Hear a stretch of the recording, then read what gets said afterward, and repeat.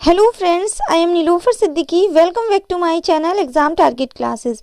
तो आज की जो क्लास है वो यूपी टेट की जो प्रिपरेशन कर रहे हैं स्टूडेंट्स, उन लोगों के लिए बहुत ही ज़्यादा इम्पोर्टेंट होने वाली है, क्योंकि आज मैं कॉन्सेप्ट के साथ उसके क्वेश्चंस भी मैंने ऐड किए हैं इस क्लास में। तो प्लीज़ लास्ट तक बने रहिएगा, और जिसने चैनल को सब्सक्राइब नहीं करा है तो प्लीज़ सब्सक्राइब करके बेल आइकन को प्रेस कर लीजिए। तो आज की क्लास का हम मोटिवेशन देख लेते हैं। ये जो आज की क्लास है हमारी है चाइल्ड डेवलपमेंट एंड पेडागोजी। तो आज की क्लास का मोटिवेशन थॉट है, ऊंचे ख्वाबों के लिए दिल की गहराइयों से काम करना पड़ता है, यूं ही नहीं मिलती सफलता किसी को, मेहनत की आग में दिन रात जलना पड़ता है। तो अब मेहनत करनी है और रात दिन अपने यूपी टेट एग्जाम को अच्छे से क्रैक करना है। तो फिर शुरू करते हैं अपना टॉपिक। आज का जो हमारा टॉपिक है वो है वृद्धि एवं विकास, ग्रोथ एंड डेवलपमेंट। तो आज का कॉन्सेप्ट के साथ हम प्रैक्टिस भी करेंगे। तो फिर शुरू करते हैं। ग्रोथ एंड डेवलपमेंट, तो वृद्धि एवं विकास। तो ये क्या है? वृद्धि। वृद्धि शब्द का प्रयोग परिमाणात्मक परिवर्तनों, जैसे बच्चे के बड़े होने के साथ साथ उसके आकार, लंबाई, ऊंचाई इत्यादि के लिए होता है, जो क्या होती है? वृद्धि। अब देख लेते हैं। वृद्धि विकास की क्रिया आजीवन नहीं चलती, बालक की परिपक्व होने के साथ ही ये रुक जाती है। आप लोग सभी अपने शॉर्ट नोट्स बनाते चलिए, बहुत ज़्यादा इंपॉर्टेंट टॉपिक है, जो हर बार इससे क्वेश्चंस एग्जाम में आते हैं। जो आगे हम इसकी प्रैक्टिस करेंगे उससे मैं दिखाऊंगी कि इसी से मैंने क्वेश्चंस बनाए हैं। तो क्या है वृद्धि? वृद्धि शब्द का प्रयोग परिमाणात्मक परिवर्तनों, जैसे बच्चे के बड़े होने के साथ साथ उसके आकार, लंबाई, ऊंचाई इत्यादि के लिए होता है। नेक्स्ट है वृद्धि विकास की क्रिया आजीवन नहीं चलती, मतलब लाइफ टाइम नहीं चलती है, परिपक्व होने के साथ ही ये रुक जाती है। अब देखते हैं मानव विकास की अवस्थाएं। तो है मानव विकास की अवस्थाएं। मानव विकास एक सतत प्रक्रिया है। शारीरिक विकास तो एक सीमा के बाद रुक जाता है, किंतु मनोशारीरिक क्रियाओं के में विकास निरंतर होता रहता है। इन मनोशारीरिक क्रियाओं के अंतर्गत मानसिक, भाषाई, संवेगात्मक, सामाजिक एवं चारित्रिक विकास आते हैं। इनका विकास विभिन्न आयु स्तरों में भिन्न भिन्न प्रकार से होता है। तो इसका स्क्रीनशॉट ले लीजिए, चाहे अपने नोट्स बनाते चलिए। नेक्स्ट देख लेते हैं अब इसकी अवस्थाएं। तो पहली है गर्भावस्था, जो हमारी चलती है गर्भाधान से जन्म तक। सेकंड है शेषवावस्था, जन्म से 5 वर्ष। नेक्स्ट है बाल्यावस्था, जो चलती है 5 वर्ष से 12 वर्ष तक। 4 है हमारी किशोरावस्था, जो है 12 से 18 वर्ष तक। इस अवस्था को हम गंभीर, तूफान, उथल पुथल की अवस्था के नाम से भी जानते हैं। ये किसने कहा था? स्टैनले हॉल ने। नेक्स्ट है 5 युवावस्था, ये चलती है 18 वर्ष से 25 वर्ष तक। नेक्स्ट है प्रौढ़ावस्था, जो चलती है 25 वर्ष से 55 वर्ष तक। नेक्स्ट है वृद्धावस्था, जो चलती है 55 वर्ष से मृत्यु तक। तो ये सारी अवस्थाएं बहुत ज़्यादा इंपॉर्टेंट है। इसका स्क्रीनशॉट लेकर आप इससे नोट्स बनाकर अपनी कॉपी में नोट कर लीजिए। अब देख लेते हैं नेक्स्ट। इस समय अधिकतर विद्वान मानव विकास का अध्ययन निम्न 4 अवस्थाओं के अंतर्गत करते हैं। वो कौन कौन सी हैं? वो है शेषवावस्था, नेक्स्ट है बाल्यावस्था, किशोरावस्था एंड वयस्कावस्था।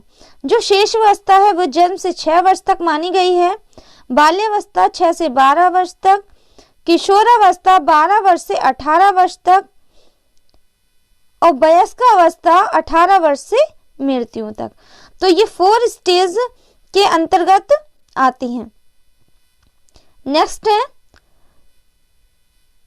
बाल मनोविज्ञान में इन्हीं 3 अवस्थाओं में होने वाले मानव विकास का अध्ययन किया जाता है।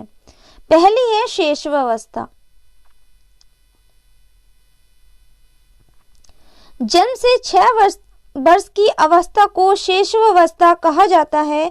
3 वर्ष तक बच्चों का शारीरिक व मानसिक विकास तेजी से होता है।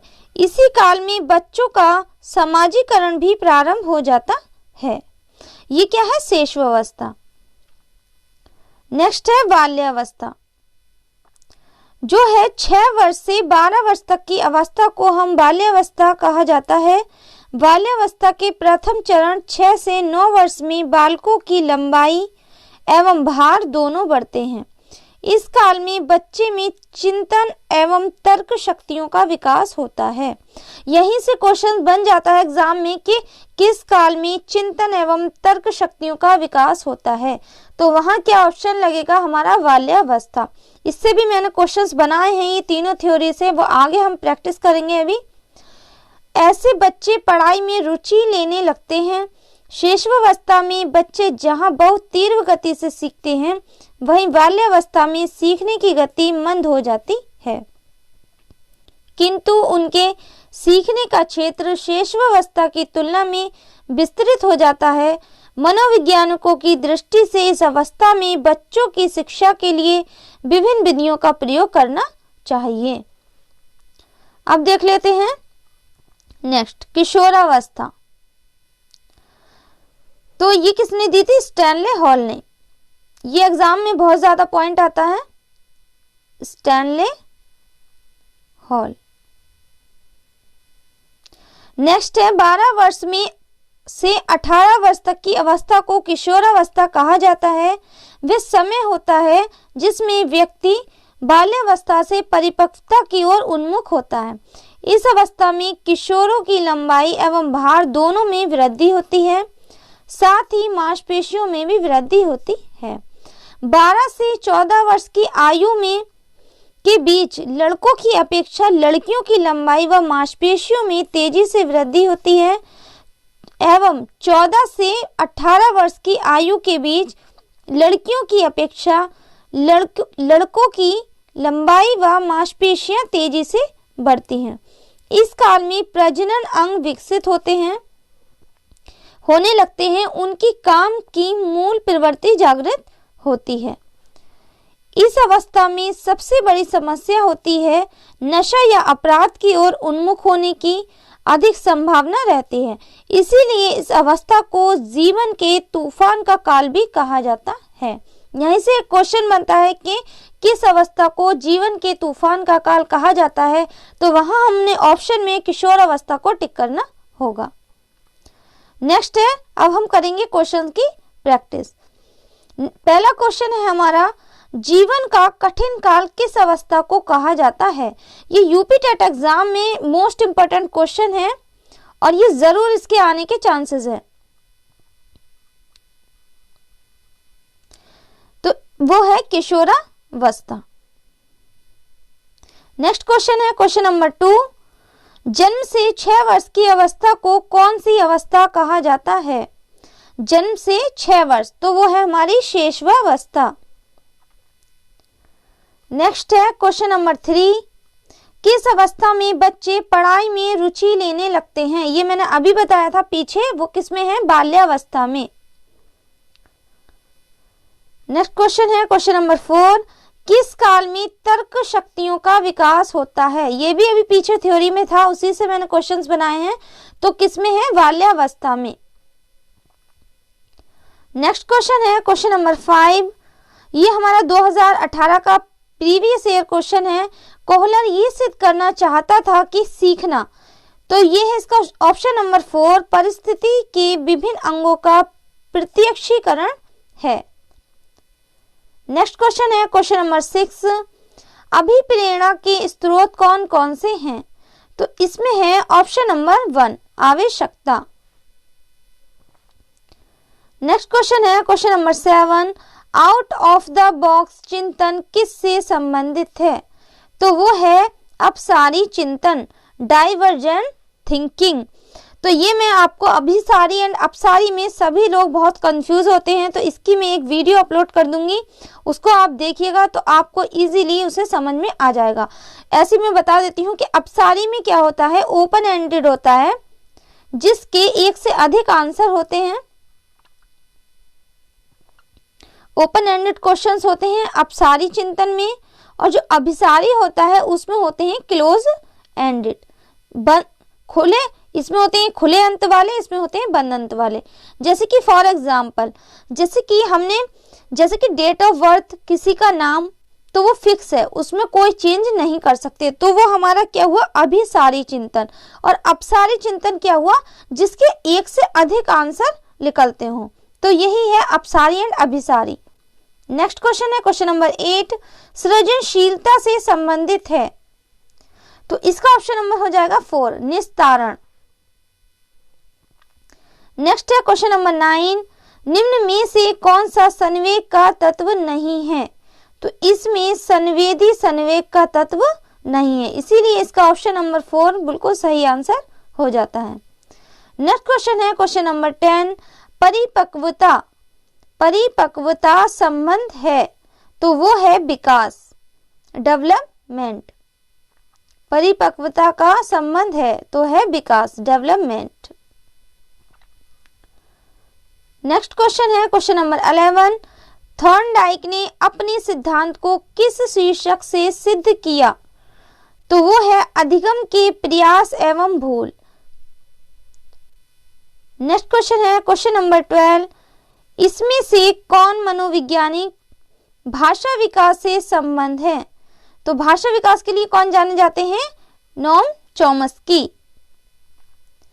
नेक्स्ट क्वेश्चन है क्वेश्चन नंबर 13, बुद्धि का तरल मोज़ेक मॉडल किसने दिया था, तो वो दिया था कैटेल ने, इसका ऑप्शन नंबर 1 बिल्कुल सही हो जाता है।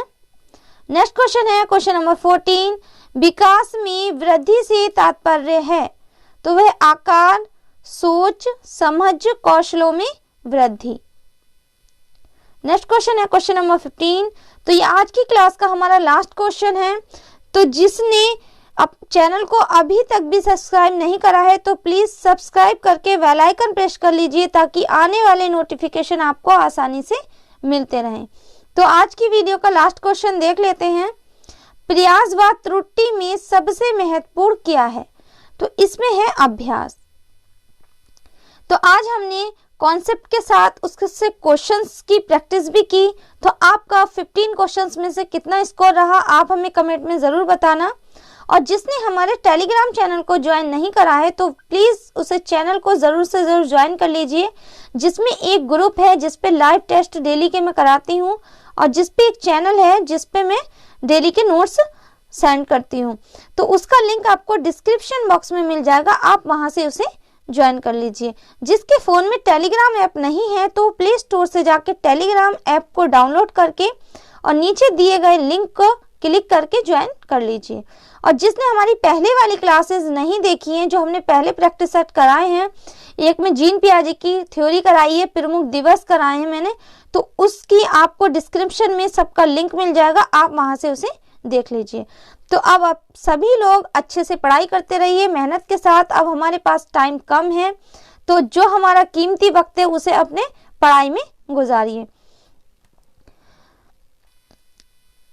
तो मिलते हैं नेक्स्ट टॉपिक के साथ नेक्स्ट वीडियो में, तब तक अपना ध्यान रखिए। Thank you for watching.